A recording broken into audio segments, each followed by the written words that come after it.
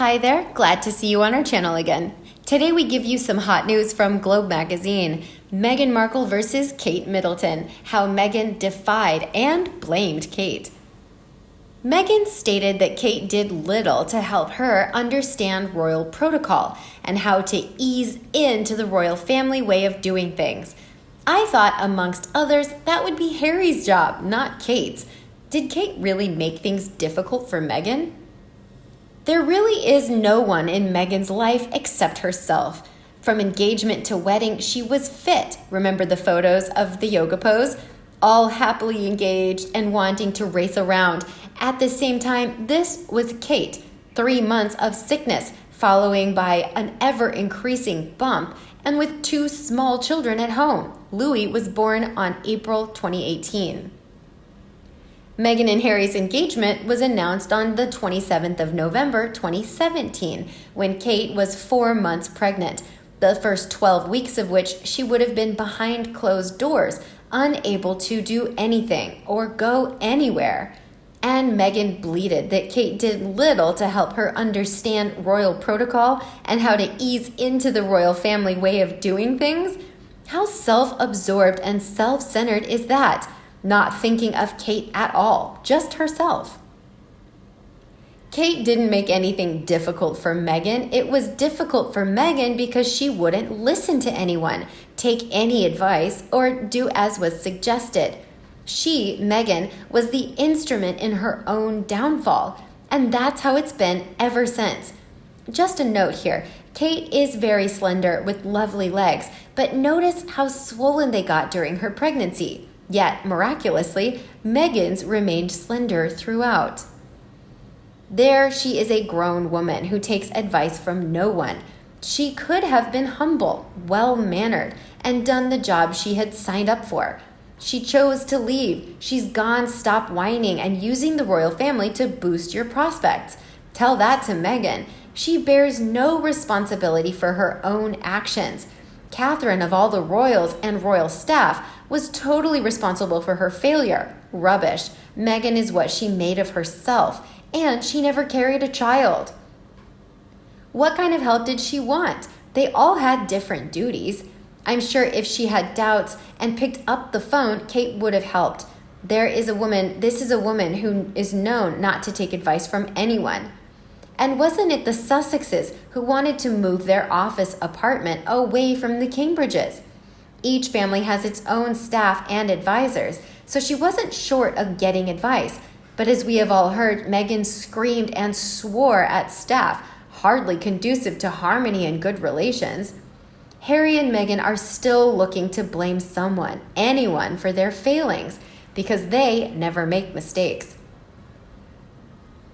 I believe Meghan is a medical marvel in her pregnancy. No swollen legs, no enlarged breasts, no pregnancy waddle, no weight gain in her face until after giving birth, a uterus that accommodates whatever size she wants to be day by day.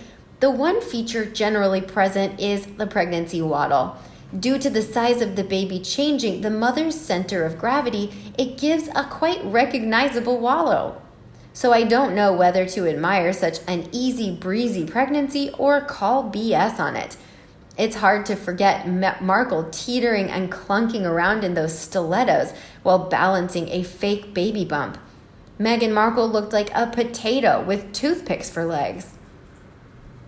Too many pics of that so-called baby bump in weird places on her body. No baby moves down between your knees until you're on the delivery table. She believes her legs are attractive because they're thin.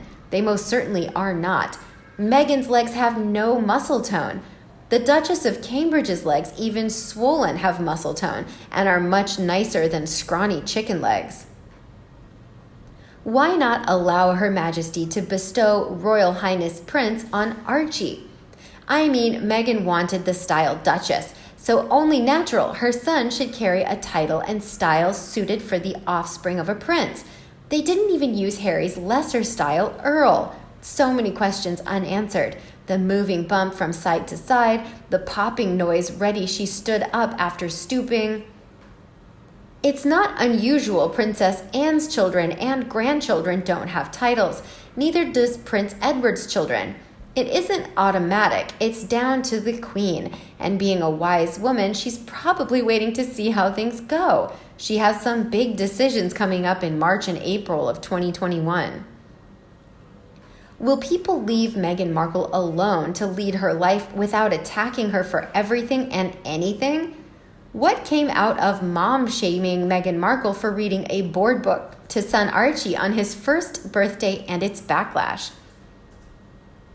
Not least the main two conundrums. Where are they living, and where, even who, is Archie? The little one, as Harry and Meghan seem to call him.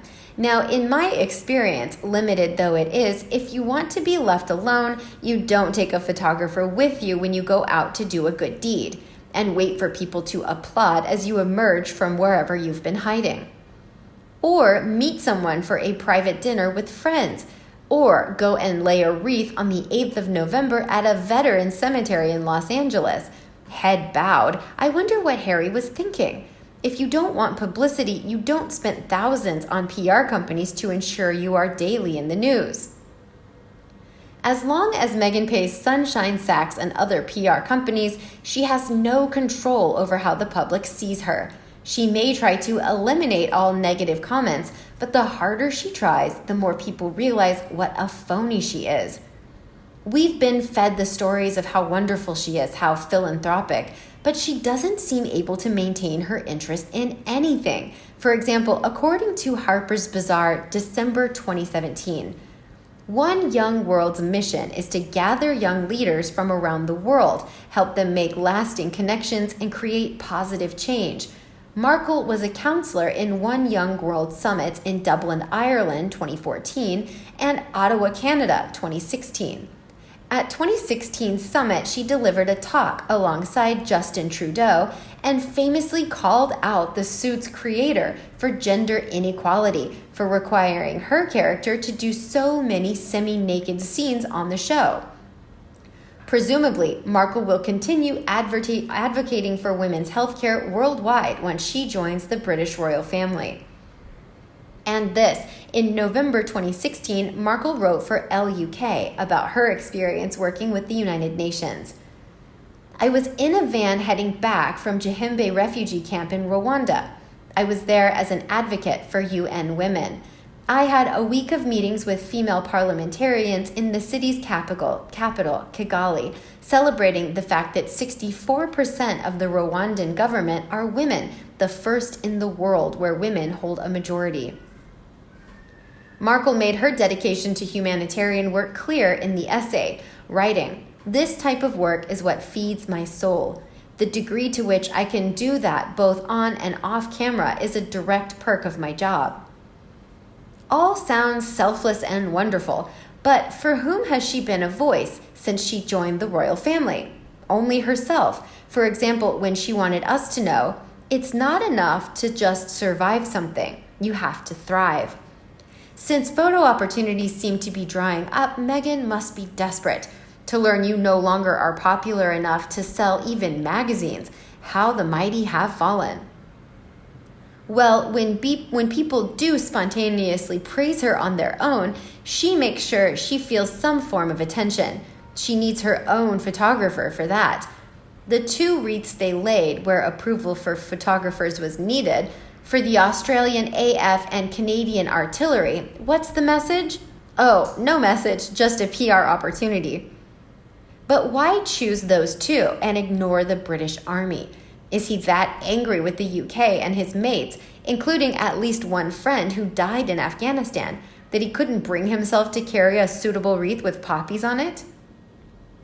You missed the most insensitive and dangerous posturing on their part, inviting themselves to a daycare with children when parents couldn't attend. This is the one I find very egregious, as innocent children were involved. They hide Archie but have no issues exposing other people's children. I don't think either has the capacity for shame. I think all that humanitarian work between 2013 and 2017 was performed and publicized just to draw Harry's attention toward her. She may well have mailed her rings back to her husband Trevor when she set her sights on a bigger prey, aka Harry. If nothing else, Meghan is a meticulous planner and she always plans well ahead. How about you? What do you think of Meghan defying and blaming Kate? Please let us know in the comment section below. Don't forget to like and share with your own followers. And as always, subscribe to our channel for all the latest news on the royal family, Meghan Markle and Prince Harry right here. Thanks for watching, and we'll see you in the next video.